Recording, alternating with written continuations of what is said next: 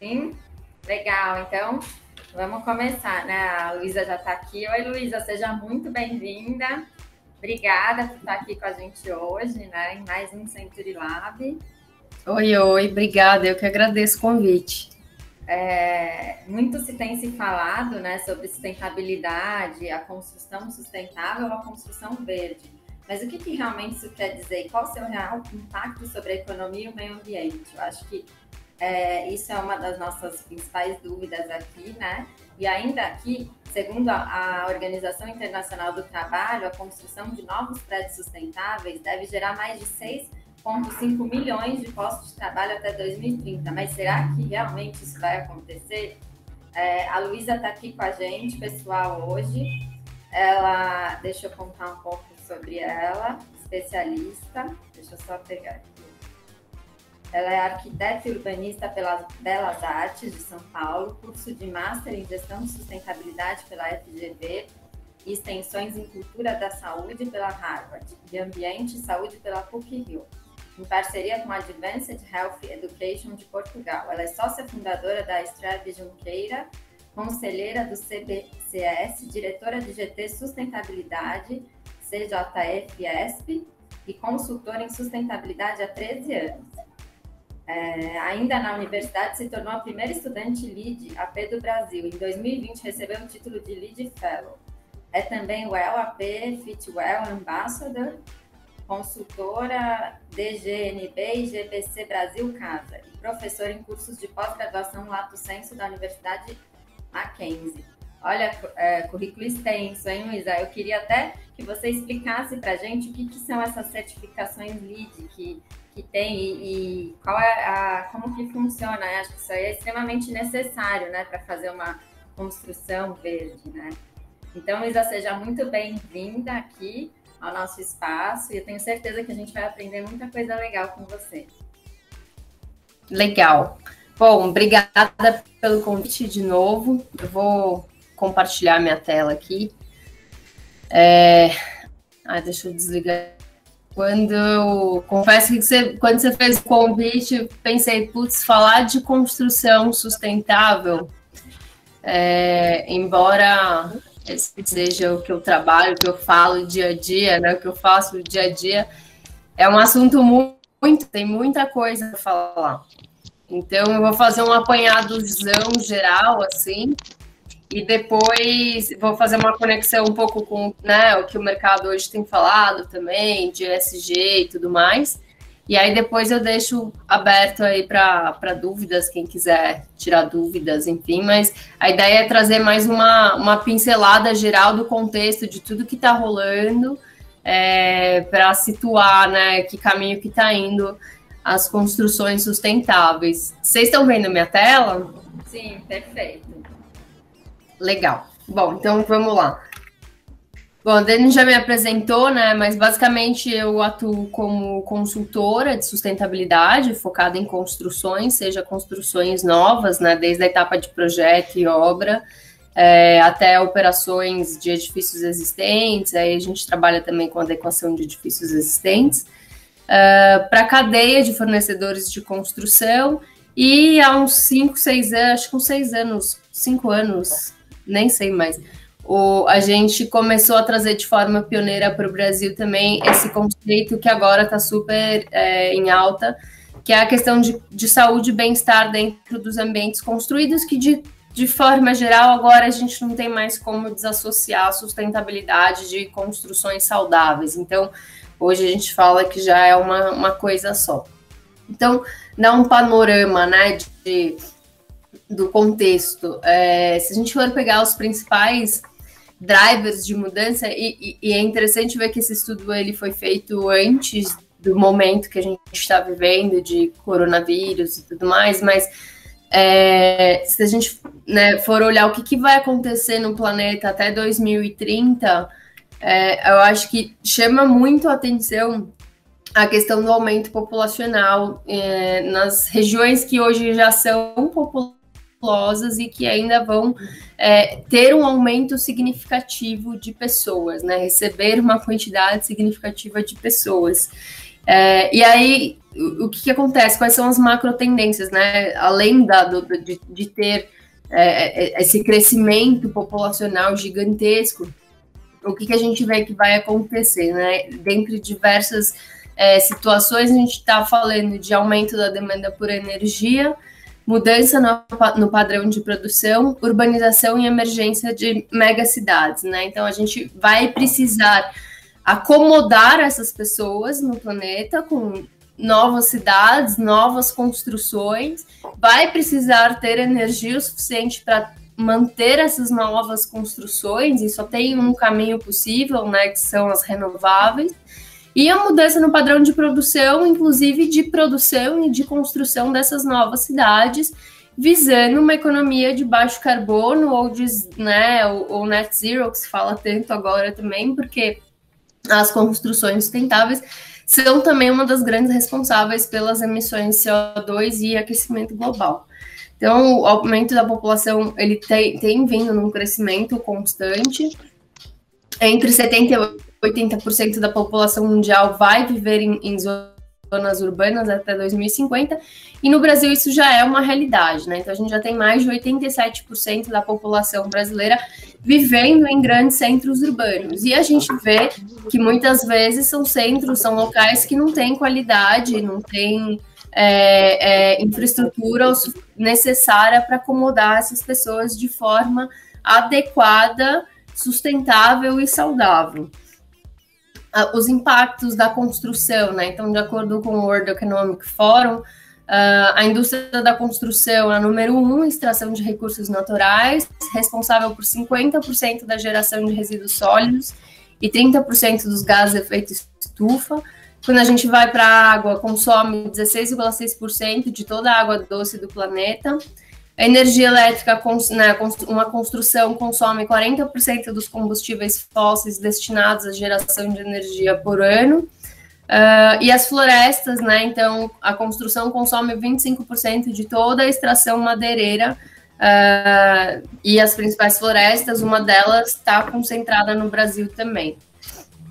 E aí, só para a gente ter uma ideia o que representa esse aumento populacional, toda semana uma área do tamanho da cidade de Paris é construída no mundo, e muitas vezes com infraestrutura de alta emissão de CO2, que vai ficar permanente por décadas. E nos próximos 15 anos, 95 trilhões de investimentos serão necessários em infraestrutura, e 70%, olha que coisa louca, 70% dessa infraestrutura até 2050 ainda vai ser construída. Então, o planeta vai crescer muito ainda.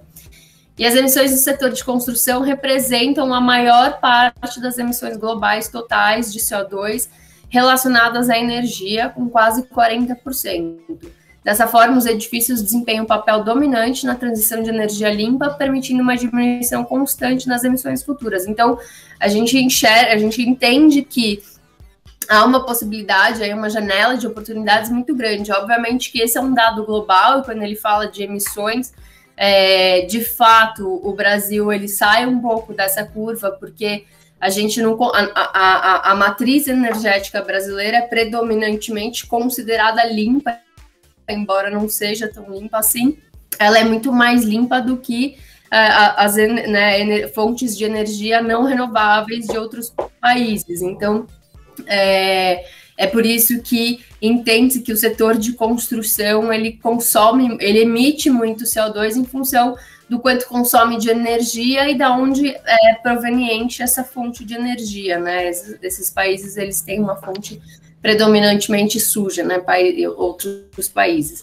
Com relação aos impactos no Brasil da construção civil, a gente responde por 2/3 de todas as emissões de CO2, incluindo toda a cadeia, né, não só a construção em si, mas toda a cadeia que envolve o processo de construção.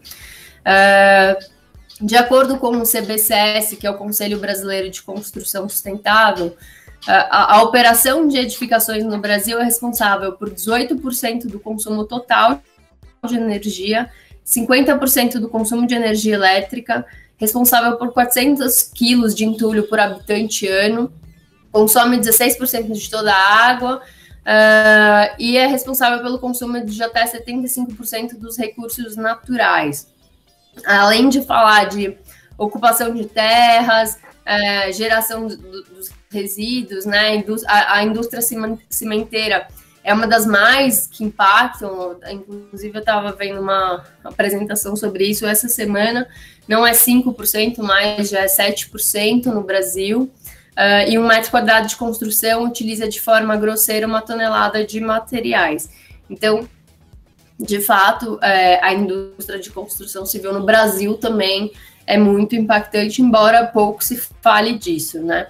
É importante lembrar que o Brasil é signatário do Acordo de Paris. Na verdade, esse é o acordo global mais relevante, mais importante dos últimos tempos, em relação, né, um esforço global de todas as nações se comprometendo a reduzir os níveis de emissão de CO2 no planeta, para frear essa aceleração do aquecimento global e manter o nível de aquecimento do planeta em no máximo 1,5 grau, né? E eles falam que se passar de 2 graus, as condições de vida na Terra vão ser bastante impactadas. Muito provavelmente eles falam que o planeta não vai ter salvação se a gente passar desses 2 graus. Então tem um esforço muito grande. E nesses últimos anos, principalmente nesses últimos 2 anos, está acelerando demais essa preocupação e esse esforço. É importante lembrar que os Estados Unidos ele saiu do acordo na gestão Trump e agora com Biden ele volta também, então é bastante relevante porque é um dos que mais emitem CO2 e é importante que eles voltem.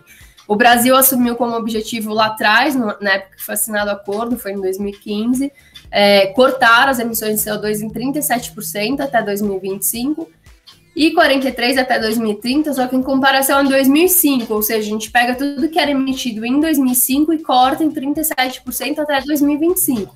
Então a gente não está falando dos dias atuais, né? A gente está indo lá para trás para poder cortar lá na frente. Então já é uma meta defasada.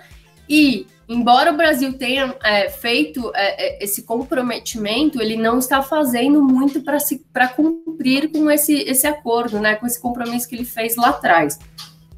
E aí, cada país definiu, então, as suas contribuições nacionalmente determinadas, né, então, quais os setores que ele ia adotar estratégias para reduzir essas emissões. E no Brasil, então, foram adotados florestal, energia, transporte, indústria e agricultura. Construção civil está dentro de indústria, e a gente vê que não tem nada direcionado, tem nada muito específico relacionado ao setor de indústria, muito menos relacionado ao setor de construção civil. Obviamente, o setor florestal, o setor de agro é muito pesado, é o setor que mais emite CO2 realmente no Brasil, mas todos os outros setores têm o seu compromisso e têm a sua parcela de culpa nessa história e têm que assumir compromissos mais pesados. Não é o caso do Brasil, né? O diálogo global ele está apoiando um progresso no desenvolvimento de políticas para edifícios sustentáveis. Vários países apresentaram as contribuições nacionalmente determinadas em relação às construções sustentáveis, mas o Brasil não apresentou nada. E a gente continua nessa mesma situação. Então, isso foi para contextualizar um pouco a questão ambiental, né, a questão da sustentabilidade do ponto de vista ambiental. E com relação às pessoas, que, né, a gente faz parte do ambiente, a gente, para poder sobreviver, a gente precisa de um ambiente adequado. As construções, elas também gera um impacto muito grande na nossa saúde. Então, por isso que eu acho que agora a gente não tem mais como desassociar, né, falar de construções sustentáveis e saudáveis de forma desassociada. Embora a gente use muito essa terminologia, né, construções sustentáveis e construções saudáveis, elas são uma coisa só. E a gente passa 90% do tempo dentro de ambientes fechados. Esse número é um dado que a gente também importou lá de fora, em países do hemisfério norte, que são em países mais frios e que, de fato, as pessoas elas ficam 90% do tempo dentro de ambientes fechados. Essa talvez não seja a realidade brasileira, mas no último ano essa certamente foi a realidade não só brasileira, como global, né, por uma crise que a gente viu desencadear. E aí, o que passar tanto tempo dentro de ambientes pode causar na nossa saúde? A gente já sabe que tem vários estudos que mostram que os fatores genéticos hoje são a menor parcela, a menor carga de representatividade na nossa, na nossa saúde, né? O que vai determinar a nossa saúde, a carga genética, na verdade, é a menor parcela. O que mais influencia se a minha saúde vai ser boa ou se vai ser ruim, né? E como eu posso melhorar isso ou não, é o ambiente físico e social que eu estou inserida, que eu ocupo diariamente, e os meus hábitos de vida, né? Então, uma boa saúde não só importa, como também é resultado dos espaços em que a gente mora, trabalha, estuda, né? Os lugares que a gente vai orar e tudo mais. E não só de forma individual, mas para a saúde do planeta também. Então, tá tudo interrelacionado, tá tudo conectado. A questão da construção sustentável com a construção saudável e a saúde do planeta, a saúde das pessoas e a saúde do planeta. O Alexander Humboldt, lá em 1859, sei lá, 1803, desculpa, ele já definiu, né, cunhou o princípio da interconectividade, que na Terra nem mesmo o menor organismo deve ser analisado por conta própria, uma vez que tudo está ligado a um processo de causa e efeito, né? Então a gente vê o exemplo do próprio coronavírus, que surgiu inicialmente numa pequena cidade do interior da China e tomou a proporção que tomou. Então a gente sabe que, né, o tal do efeito borboleta também, né, que mesmo num local muito distante do planeta, se alguma coisa acontecer, cedo ou tarde isso vai gerar um impacto direto na gente. Então, por isso que a gente tem que ter cada vez mais essa preocupação e esse olhar global. Recentemente, a ONU lançou essa publicação, né, de escolhas para alcançar um planeta saudável para as pessoas saudáveis, e ela propõe 2 escolhas, né, para o planeta, uma positiva e uma negativa, e qual escolha que a gente vai optar por seguir.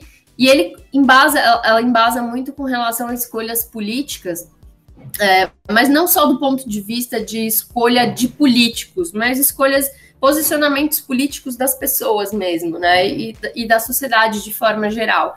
Então, para a gente rumar e seguir para um planeta que seja saudável e, consequentemente, saudável para as pessoas também, a gente precisa de uma transformação sistêmica que englobe energias limpas, economia circular, adaptação às mudanças climáticas, sistemas de produção de alimentos sustentáveis também, cidades que possam ser saudáveis e sustentáveis para as pessoas viverem e habitarem, inclusive falando de questões sociais e culturais.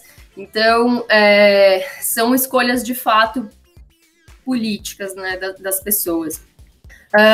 E também outra iniciativa muito importante da ONU, além do Acordo de Paris, que também foi lançada em 2015, foram os ODS, os Objetivos de Desenvolvimento Sustentável. Imagino que vocês já devam conhecer, eu estou ouvindo falar.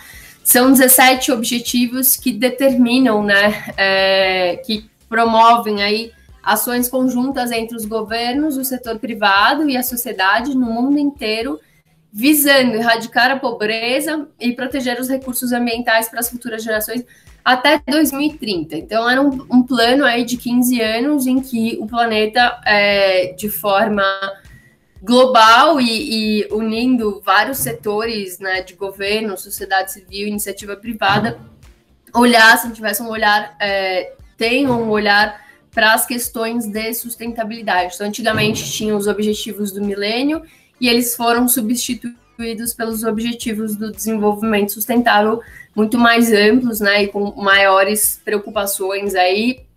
E aí, se a gente for olhar mais de perto todos esses objetivos, vários deles, de forma direta ou indireta, estão relacionados às construções sustentáveis. Então, né, construções sustentáveis e saudáveis impactam na nossa saúde, nosso bem-estar, na educação de qualidade, porque se a gente não tiver um edifício de ensino adequado para as crianças, para as pessoas estudarem, isso vai impactar diretamente no resultado da educação e de como as pessoas assimilam, como as crianças assimilam o conteúdo dentro dessas construções.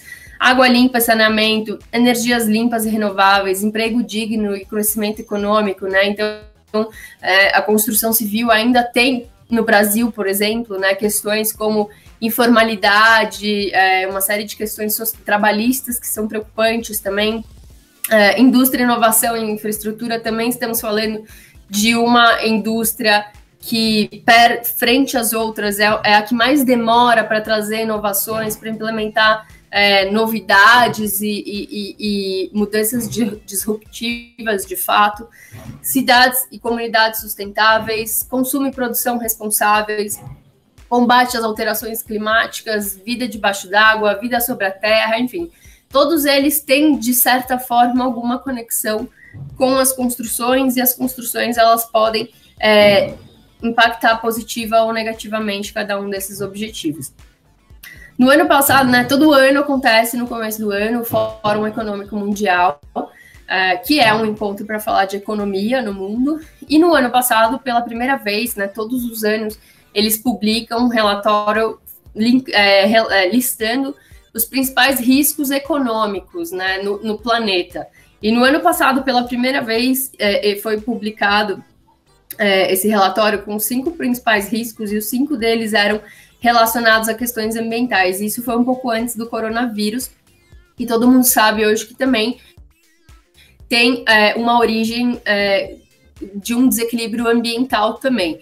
Mas, enfim, na época que foi publicado, eles, pela primeira vez na história, eles elencaram que os 5 principais riscos associados à economia do planeta são questões de origem ambiental. Então, são os desastres climáticos, né, eventos climáticos extremos, a nossa falha em se adaptar às mudanças climáticas, os desastres ambientais cada vez mais extremos e recorrentes, a perda de biodiversidade e o impacto humano. Então, tudo isso é fator de preocupação do ponto de vista econômico, de fato, né? Então, por isso que os investidores agora, isso, né, antes de coronavírus, né? Então, a gente somou mais uma questão aí e que tem uma origem ambiental, mas por isso que os investidores agora estão tão preocupados com a questão de ESG.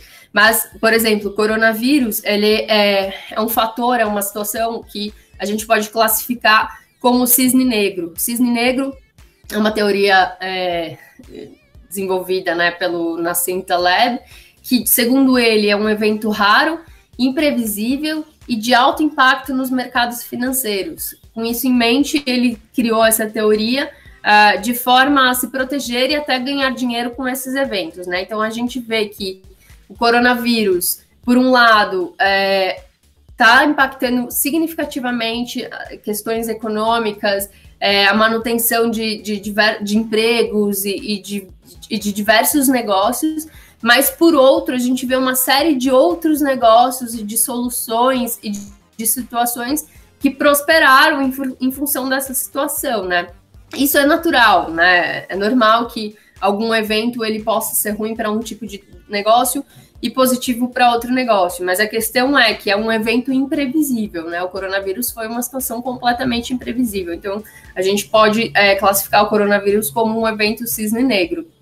E em 2019, o John Elkington, que foi o mesmo cara que criou o termo lá do Triple Bottom Line, né, que é o tripé da sustentabilidade ambiental, social e econômico, ele lançou um livro chamado Green Swan, que seria o cisne verde, que, segundo ele, é uma profunda mudança no mercado, geralmente catalisada por alguma combinação de desafios do cisne negro, né? Então, por exemplo, o coronavírus, por exemplo, e mudanças de paradigmas, valores, mentalidades políticas, tecnologias, modelos de negócio e outros fatores-chave. Então, o cisne verde ele oferece um progresso exponencial na forma de criação de riqueza econômica, social e ambiental, ou seja, não olha só do ponto de vista econômico, ganhar dinheiro sem medir custos, né, e consequências, mas que é possível ganhar dinheiro, prosperar economicamente e ainda gerar benefícios sociais e ambientais. Então,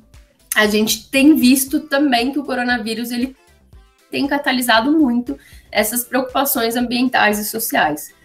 Então, o mundo dos negócios, né, agora já está virando até clichê falar sobre ESG. Todo mundo fala sobre isso, todo dia, se vocês entrarem na mídia, vocês vão ver alguma coisa relacionada a ESG, ou algum curso, ou alguma notícia, enfim, sempre vai ter alguma questão relacionada a isso, e a gente vai ver cada vez mais, né, que é o tal do Environmental, Social and Corporate Governance, que sempre existiu, que é a tal da sustentabilidade corporativa, que existe há muitos anos, mas que agora foi repaginada com essa siglazinha ESG, e que os grandes gestores de fundos mundiais, os grandes investidores, hoje estão direcionando seus recursos financeiros e seus investimentos para empresas que, de fato, estão preocupadas com questões ESG, com questões de sustentabilidade, governança e impactos ambientais. Então, quem começou essa preocupação, quem puxou esse carro aí, foi a BlackRock, que é a maior gestora de recursos do planeta. E a gente tem visto muita gente seguindo essa tendência, né? E isso vai crescer cada vez mais. Aí, voltando um pouco para a questão de construções, de arquitetura, enfim, nos últimos 100 anos, a gente viu uma evolução muito grande dos avanços de tecnologia nas construções, no planejamento urbano, infraestrutura, então, novas abordagens de saneamento, de água, eliminação de resíduos, enfim. Isso impactou muito, né, positivamente, inclusive a erradicação de algumas doenças e a propagação delas, enfim. Além das tecnologias, os materiais que estão permitem cada vez mais a gente construir edifícios cada vez mais altos, mais seguros, mais baratos e que resultem em estruturas modernas e cidades cada vez mais densas, e, né, agregando uma série de tecnologias e conveniências para a nossa vida, como ar-condicionado, máquinas de lavar roupa, de lavar louça, televisores, filmes sob demanda, aspirador robô e assim por diante.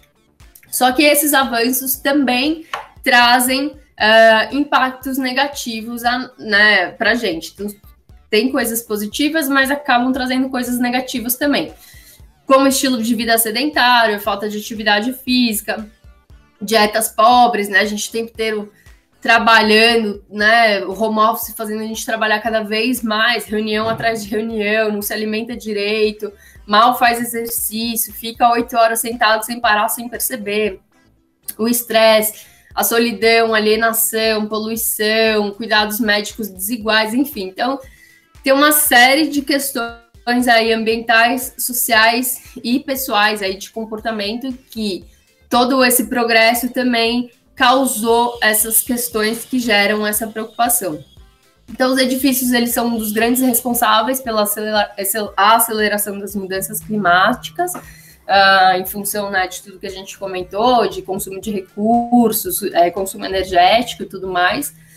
Se a gente considerar todo aquele crescimento populacional, junto com a rápida urbanização que vai ser necessária, e que a maioria das pessoas passa a maior parte do tempo dentro dos ambientes fechados, a gente percebe, então, o quanto é fundamental e qual o impacto que as construções elas podem ter na saúde humana e na saúde ambiental global nos próximos anos, nas próximas décadas, enfim.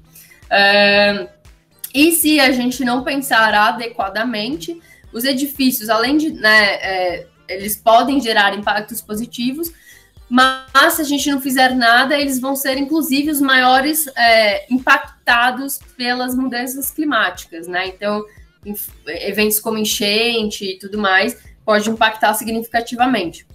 Então, a pergunta que fica é como que a gente pode permanecer saudável quando o ambiente que a gente constrói e ocupa, ele está lutando contra a gente, quando eu falo contra a gente, né, contra a saúde humana e contra a saúde ambiental planetária, né? Então, o exemplo que eu estava citando, em 2018 foi feito um estudo nos Estados Unidos por uma empresa que faz um levantamento de dados de variáveis geográficas, enfim, e eles analisaram vários portfólios de fundos de investimento, né? Então, 133 carteiras de fundos, que essas 133 carteiras, elas compõem mais de 36 mil edifícios nos Estados Unidos inteiro, e aí eles cruzaram dados históricos com dados projetados do futuro, e descobriram que desses 133 fundos, 2 fundos só não estavam expostos a um alto risco de inundação.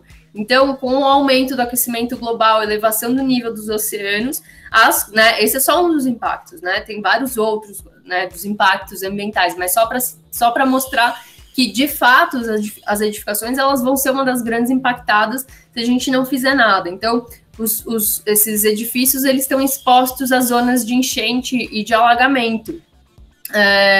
Né, para alguns fundos, 10% de todas as propriedades deles estavam expostas a alto risco. E aí, os investidores eles começam a direcionar para onde eles querem, né, onde eles querem investir. Será que vale a pena investir em fundos com propriedades que estão expostas a alto risco, que depois pode gerar uma série de consequências do ponto de vista de seguro, de reformas, de, né, até inviabilidade do uso daquela edificação, enfim. Então, a gente precisa fazer alguma coisa para evitar esse tipo de situação. Então, fica clara a responsabilidade dos edifícios, até para fazer prosperar, de fato, os ODS, né, das questões representadas pela urbanização e tudo mais. Então, é muito importante. E aí, os edifícios, eles podem, de fato, contribuir, né? Eles podem contribuir negativamente, mas a gente tem que enxergar que é possível que eles contribuam positivamente também. E aí, a Faculdade de Saúde Pública de Harvard, eles propuseram um novo olhar desses ODS, né, os ODS que estão ligados às construções, sustentar as construções de forma geral, e dividem em 4 temáticas, todas ancoradas pela questão de saúde e bem-estar, porque eles entendem que investir em construções saudáveis, de fato, traz benefícios para a saúde das pessoas, e esses benefícios de saúde para as pessoas é uma política de saúde pública, é uma estratégia de saúde pública, né? Que se o governo perceber isso, ele vai ver que ele vai reduzir custos e gastos com saúde pública. Então, investir em construções sustentáveis gera benefícios muito amplos, muito grandes, né? Então, eles classificam, né? Então, do ponto de vista de saúde interna, de saúde dos recursos, de saúde econômica e saúde ambiental, enfim, então eles classificam tudo isso ancorado pelas questões de saúde pública. E aí eles citam um exemplo, né? Então, eles falam que se os edifícios sustentáveis e saudáveis geram, além de benefícios diretos aos proprietários e ocupantes, eles geram também os co-benefícios, né? Que eles chamam de co-benefícios para o governo, sociedade e, consequentemente, o planeta através de melhorias de saúde pública e mudanças climáticas. Então, os edifícios, eles consomem 40% de toda a energia do planeta. Então, investir em eficiência energética pode ajudar a reduzir a sobrecarga da rede. Reduzindo este consumo através de eficiência energética, contribui para a redução das emissões de poluentes, né, emitidos por combustíveis fósseis. A redução desses poluentes gera automaticamente benefícios compartilhados, ou seja, redução da taxa de mortalidade prematura, internações, absenteísmo nas escolas, nos escritórios, né, porque as pessoas vão respirar um ar melhor, então isso é um benefício, isso gera um benefício de saúde pública, né, e a redução dos gases de efeito estufa também leva a benefícios climáticos, então você reduz impactos ambientais de aquecimento global, né, e questões como agricultura, floresta, pesca, enfim. Então, gera benefícios compartilhados para várias esferas, até aquelas que a gente nem imaginava que pudesse receber um benefício. Aqui só um compilado do que é, então, uma construção sustentável e saudável, né? Quais são os diferenciais que uma construção saudável ela deve levar em conta, né? Além das questões que a gente já conhece de construção sustentável, de redução do consumo de água, redução do consumo de energia, uso de materiais adequados, gestão dos resíduos, enfim. Tem uma série de outras estratégias que compõem também uma edificação saudável. Depois eu vou deixar essa apresentação para vocês. E aí, falando um pouquinho de tendências de construção saudável, porque está bombando muito, e a gente tem visto que, com a questão do coronavírus, isso virou um tema muito atual, né? As empresas agora, muitas delas só falam em construção saudável, nem estão falando mais em construção sustentável. E aí a gente vê temas como o design ativo, que é a arquitetura, induzir as pessoas a se locomoverem mais, a subirem escadas mais frequentemente, a trabalharem de pé, enfim. Então, como estratégias que a própria arquitetura ela pode induzir de forma inconsciente as pessoas a se movimentarem mais, é o chamado design ativo. A questão da biofilia também, que está muito presente, que não é só necessariamente você ter vegetação ou ter uma parede verde dentro do ambiente, mas trazer elementos relacionados à questão natural, padrões de uso do uso da natureza, sons, cheiros, essa questão que eles chamam do wayfinding, né, onde você ir andando e descobrindo mistérios, enfim. Então tem uma série de questões, mas então dentro desse contexto, né, dessa questão da biofilia, que se fala muito atualmente, enfim, então tem várias tendências, e o que mais, né, que a gente tem visto e que tem crescido muito rapidamente é a era da informatização, da tecnologia, né? Então, a gente tem essa conectividade 24 horas, o tempo inteiro. Do ponto de vista de construções, a gente está tentando entender ainda como que o uso dos materiais sintéticos, da luz, do som, enfim, eles podem impactar positiva ou negativamente a nossa saúde. Sensores, casas inteligentes, internet das coisas, robótica, enfim, carros autônomos e tudo mais, eles vão cada vez mais se acelerar o desenvolvimento deles, a gente vai ver cada vez mais presente tecnologias cada vez mais modernas na nossa vida, no nosso dia a dia. Isso pode transformar, já está transformando a forma como a gente vive e a forma como a gente se relaciona com as pessoas, né? Essa coisa de ficar o tempo inteiro falando por WhatsApp, falando online, reuniões online, enfim. Então, isso já tem transformado bastante essa comunicação e vai transformar cada vez mais. E aplicado, né, essa tecnologia, esses sensores, enfim, e essa internet das coisas, Big Data e tudo mais, aos edifícios, né, e aos dispositivos wearables também já tem sinais, já tem pesquisas, já tem edifícios que estão trabalhando isso. Então, por exemplo, já tem testes de edifícios em que eles pegam os dados do seu dispositivo wearable, percebe como que você está de humor, se você está sentindo frio e tudo mais, já ligam a automação do edifício, já mudam a temperatura, né? Então eles vão respondendo em tempo real a satisfação, o bem-estar das pessoas dentro dos edifícios. Isso ainda está muito em fase de estudo, mas já tem situações ocorrendo, esse tipo de situação também.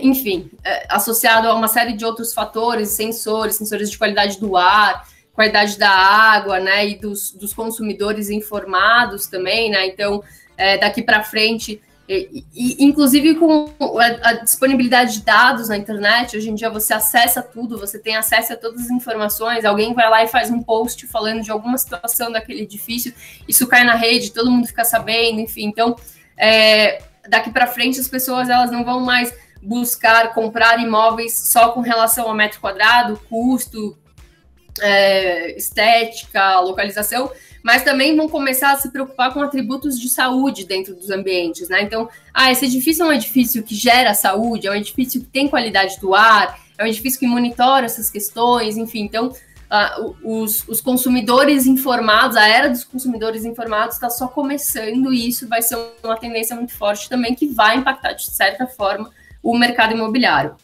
Em 2018, a JLL lançou um fundo de 100 milhões para investir em tecnologias e edifícios saudáveis. SoftBank criou seu Vision Fund de 100 bilhões, que tem um grande foco nas PropTechs, que são as empresas de propriedades de tecnologia.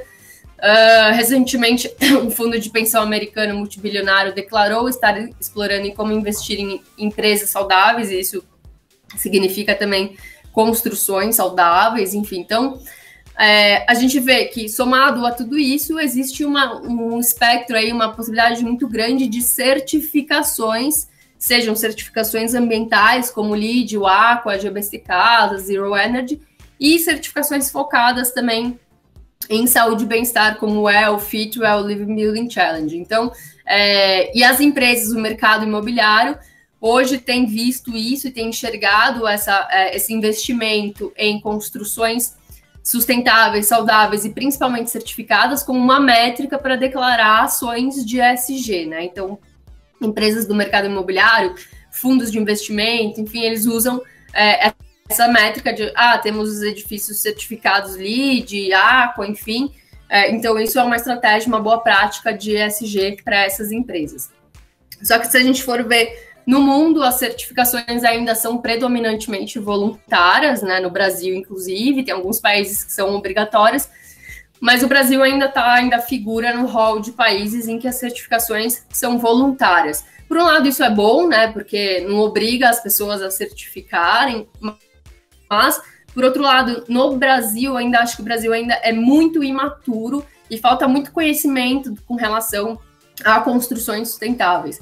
E as certificações, elas são muito importantes para isso. Então, a certificação de terceira parte, ela é uma ótima forma de orientar as construções sustentáveis, né? Então, classificando os níveis de prata, ouro, bronze, enfim.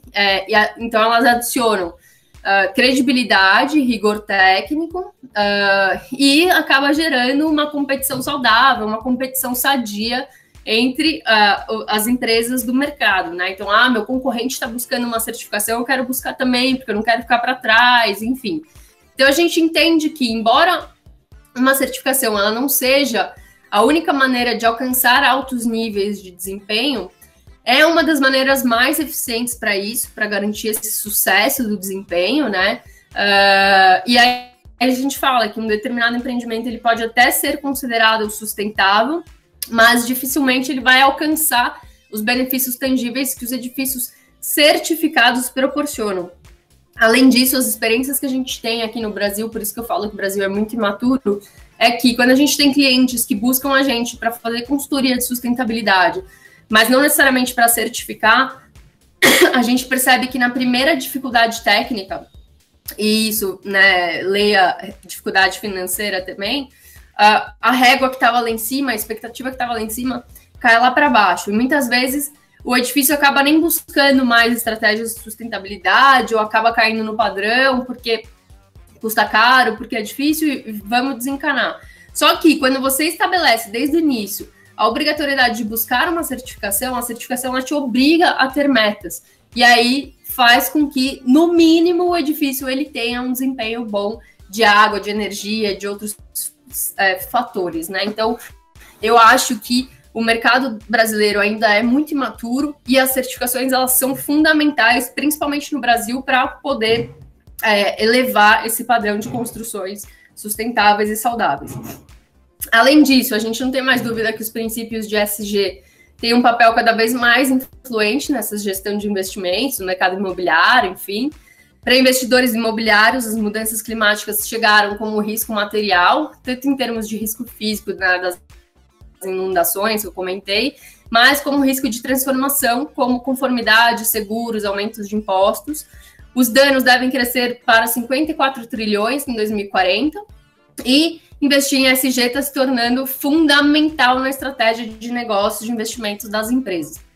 Aqui é só alguns dados de empresas que relataram, né, a diferença do que empresas de mercado imobiliário, tá?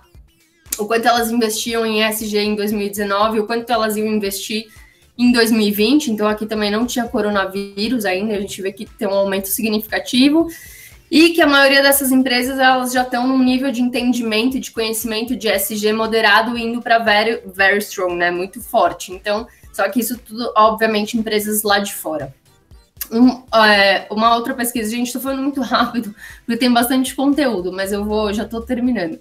Uma outra pesquisa também publicada no final do ano passado pelo MIT, falando um pouquinho de construções saudáveis, indo além das construções sustentáveis, né? Então ele foca um pouco nas certificações WELL e Fitwel, mostrou que os edifícios que têm essa preocupação de saudabilidade, né, que são saudáveis, focados nessa certificação WELL e Fitwel, eles têm um valor de 4,4 a 7,7 a mais por metro quadrado do que dos edifícios semelhantes, mesmo certificado LEED, por exemplo. Ou seja, essas certificações de edifícios saudáveis, elas têm um valor maior, porque todo mundo hoje em dia quer ocupar uma edificação saudável, seja nos escritórios, seja nas residências. Um outro estudo publicado mês passado também mostra que a Covid está acelerando significativamente esse investimento em edificações saudáveis. E um dado muito interessante, né, que especificamente a certificação Fitwel, mostrou um crescimento, né, de 2019 para 2020 de 190% em projetos buscando essa certificação e colocando o Brasil hoje no quarto colocado no mundo dos países que mais buscam certificação Fitwel, sendo que foi o país que mais teve crescimento em 2020. Ou seja, o Brasil se ligou disso, né? O Covid, né, deu uma acelerada nessa questão. O mercado imobiliário está investindo forte aqui no Brasil em edificações saudáveis. Então, teve um aumento aí eles estão esperando um aumento de 92% de crescimento nos 3 próximos anos, e 68,4% deles disseram que teve uma demanda muito grande em função da Covid. Aonde estão concentrados esses edifícios? Onde vem a demanda desses edifícios saudáveis, né? Principalmente do comercial, de edifícios comerciais, depois do residencial, e lá fora, aqui no Brasil, não percebemos essa tendência ainda, mas lá fora no varejo também. Então, são os 3 setores que mais estão puxando essa questão de edificações saudáveis. Eles estão quase 90% está planejando aumentar a estratégia em saúde e bem-estar nos próximos anos. Disseram que tem uma demanda atual de construções saudáveis moderada a forte, isso vai crescer mais ainda.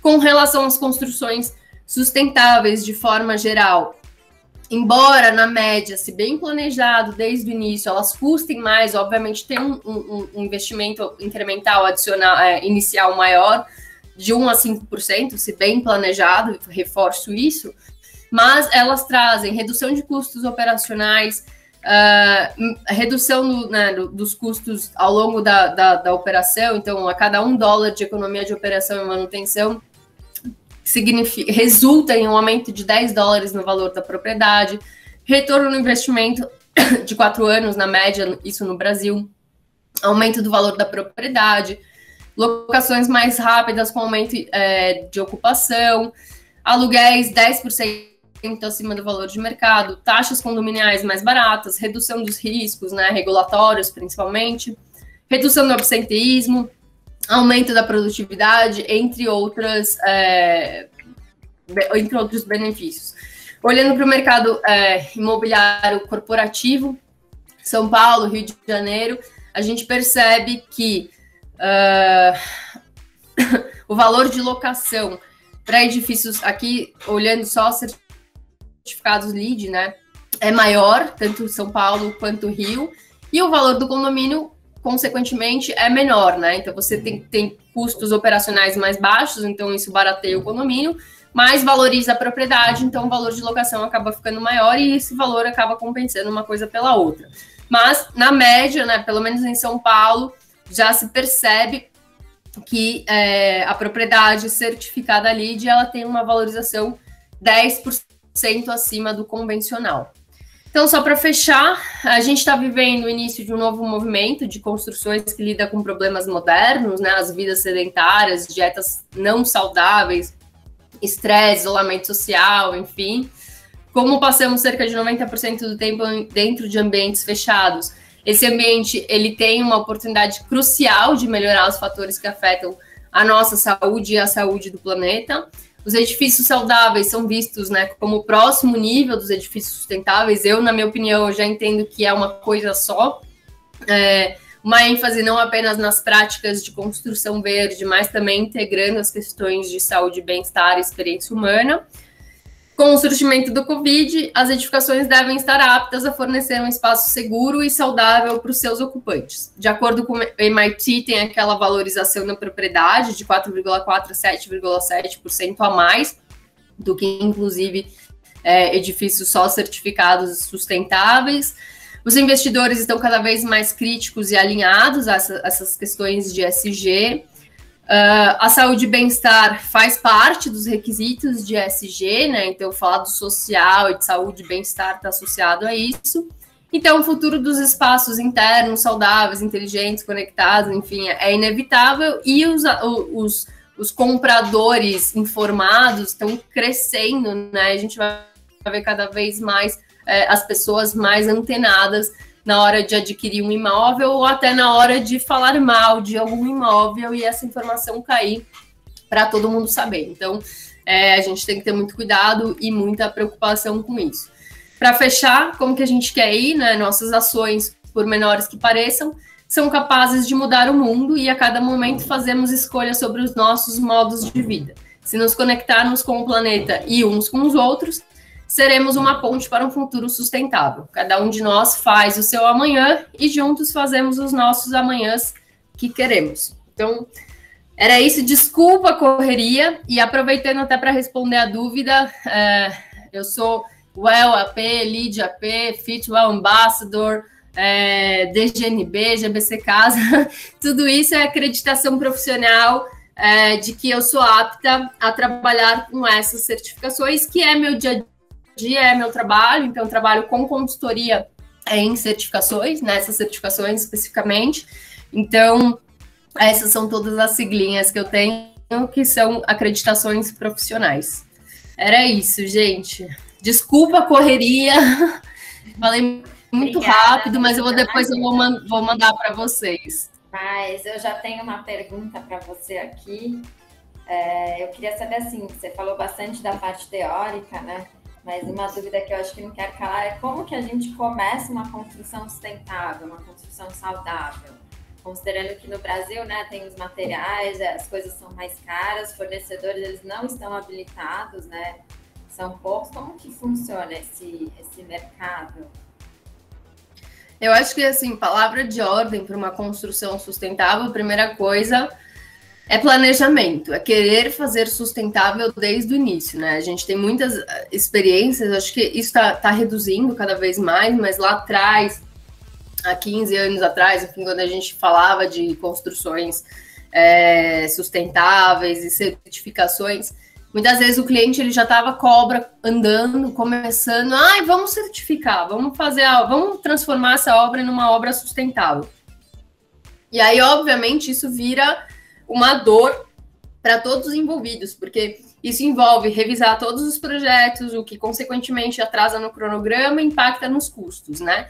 E aí todo mundo fala, mas sustentabilidade custa muito caro, é muito difícil, lá vem os caras lá do lead querendo exigir um monte de coisa que não tem nada a ver com a gente, não sei o quê. Então, primeiro, que todas as certificações, elas são adaptáveis ao contexto local, então não tem essa questão de que é coisa de americano, porque você sempre vai olhar do ponto de vista da onde você está inserido, no local, na região climática e tudo mais. Só que você precisa de um planejamento inicial, desde o início definir, vamos fazer uma construção sustentável, mapear quais vão ser as dificuldades, quais vão ser as estratégias que vão ser buscadas, o quanto que isso vai custar mais, se realmente vai custar mais. E aí passa por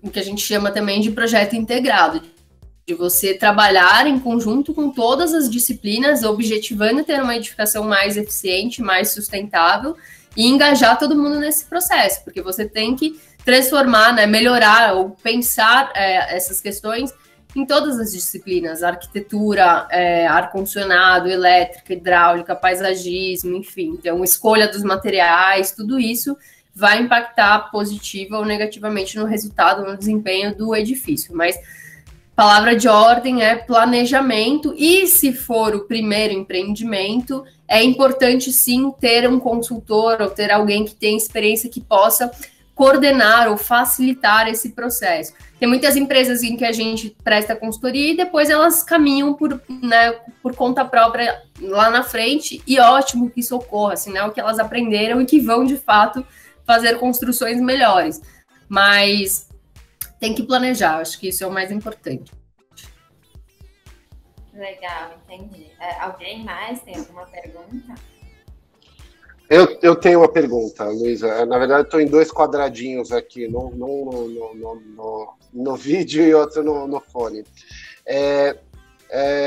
A primeira pergunta, uma observação, me corrija se eu estiver errado, eu vi aí que você falou que teve um crescimento muito forte na questão dessa sustentabilidade ou dessa questão nessa parte comercial. Você enxerga que isso está sendo feito por conta do Covid? As empresas estão fazendo isso para demonstrar mais a questão saudável contra do Covid, para as pessoas voltarem ao trabalho com mais segurança? Você acha que a questão do Covid trouxe isso? Não sei se foi claro na minha pergunta.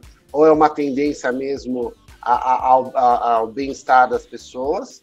E outra pergunta, essas empresas que estão buscando esse novo modelo são as grandes construtoras hoje que estão buscando realmente ter um diferencial, ou são hoje as novas empresas, as startups hoje que estão tentando entrar no mercado com o diferencial por serem novas e tentarem pegar essa fatia do mercado? Qual que é a sua percepção aí? Respondendo à primeira pergunta, foi ambas as situações, né? A gente já via essa tendência de crescimento do mercado de bem-estar muito forte nos últimos anos, principalmente lá fora e aqui refletindo no Brasil também. E aí a Covid acelerou. Então, de fato, uniu a necessidade com a urgência.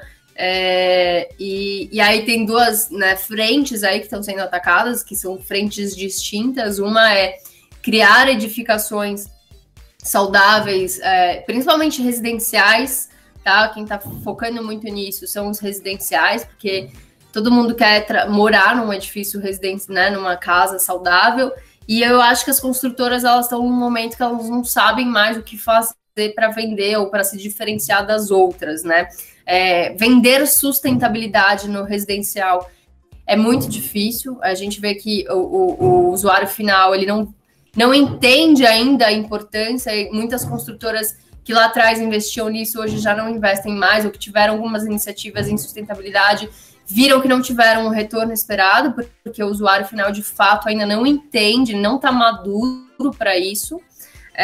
Mas falar em saúde e bem-estar é diferente. Então, o usuário final ele quer sim morar numa casa saudável, ele quer morar num lugar, né, que proponha saúde e bem-estar. Então, as grandes construtoras, já falando um pouco da sua segunda pergunta, as grandes construtoras estão investindo nisso e focando nisso. E aí, o outro momento, a outra situação, é a questão de adaptar edifícios comerciais para reentrada, né, para trazer de volta as pessoas de forma segura e saudável.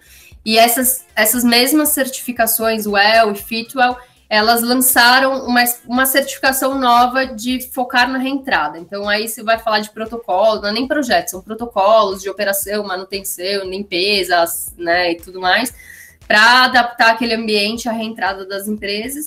Então, aí você está falando do corporativo, e aí tem muitas, né, startups, empresas de tecnologia também, empresas mais moderninhas que focam nessa questão do usuário, da experiência do usuário, da saúde e bem-estar.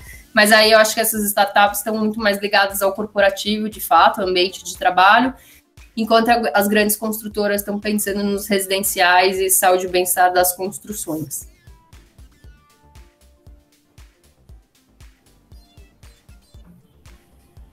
Legal. Alguém mais quer fazer alguma pergunta para a Luísa? Eu tenho mais uma pergunta para você, Luísa, que assim, como que a gente busca esses materiais? Quais são os materiais mais utilizados aqui no Brasil para um edifício que seja considerado saudável? Você que atua diretamente com isso. A questão dos materiais é a questão, eu diria, hoje mais nebulosa de todas. A gente enfrenta uma questão séria, primeiro, do que eles chamam do que a gente chama de greenwashing, né? De que greenwashing é aquela empresa, aquele fornecedor que vende uma coisa que é sustentável e que na verdade não é. Só que o usuário final, com desconhecimento, né, olha aquilo e fala, nossa, tá falando que é sustentável, vou lá e compro. E, na verdade, não tem nada de sustentável, é uma mentira e tudo mais. Então, a gente tem a questão do consumidor desinformado versus as empresas, muitas vezes, com má intenção, vendem coisas que não são verdade, ou, às vezes, também, né, tem a questão técnica versus a questão comercial. Então, a gente vê, às vezes, muitas indústrias um esforço tremendo em realmente implementar questões de sustentabilidade no seu processo, nos seus produtos, aí o comercial, o vendedor não sabe comunicar isso, não sabe informar isso, mas ainda assim são pouquíssimas as empresas do setor de construção, da cadeia, né, de produtos, de fornecedores de materiais e produtos no Brasil que de fato tem uma preocupação com sustentabilidade. Para você ter uma ideia, a gente não tem disponível um banco de dados de materiais. E quando a gente vai para essa seara aí dos materiais, tem uma série de vertentes que são analisadas, desde a extração dos recursos na hora da produção, a forma como eles são produzidos, né, olhando do ponto de vista de consumo de água, de energia, a reciclabilidade, o descarte ao final da vida útil. Uma coisa que se fala muito agora e que é muito preocupante, que está muito bombando nessa questão de saúde e bem-estar, é a composição dos materiais e os produtos tóxicos que são incorporados neles e o quanto que isso pode gerar problemas na nossa saúde, que a gente não tem noção e que eles estão inseridos em todos os materiais de construção e que vão ficar por anos dentro dos ambientes em que a gente ocupa, uso de embalagens, a questão da logística reversa. Hoje se fala muito da questão da economia circular, né, que você planejar na concepção do produto, no design do produto, como que ele vai se dar ao final da vida útil, prevalecendo, né, priorizando que ele possa ser reutilizado ou reaproveitado, evitando descarte, evitando, né, que esses materiais eles vão para aterro. Enfim, então tem muitas preocupações, é uma área muito extensa de estudo e de questões associadas, mas que é muito difícil traduzir isso facilmente para o usuário final entender. E aí falta essas informações, falta um banco de dados, falta acesso. Então, essa diria que é a parte mais complexa no Brasil em relação a construções sustentáveis. Quando a gente vai para certificações, por exemplo, que elas dão pontos, né, por aplicar materiais sustentáveis, é a parte que a gente tem mais dificuldade de pontuar no Brasil, porque a gente tem pouquíssima oferta de materiais de fato que respeitem a esses atributos. Ah, entendi. Eu tenho, Luísa, uma curiosidade, voltando um pouco lá no começo da palestra. Você falou um pouquinho dos países, né? A China é uma potência que cresce assim, muito rapidamente, toda essa parte de construção, e eles são um país completamente despreocupado com essa parte ambiental, né? Eles são os maiores poluidores, assim, quando a gente fala em termos mundiais, porque a gente vê, por um lado, um esforço dos Estados Unidos, mas às vezes um retrocesso deles, né? Até você falou um pouquinho da questão de Trump e do Biden, mas enfim. Falando de China, tem futuro eles se preocuparem um pouco com o meio ambiente ou não?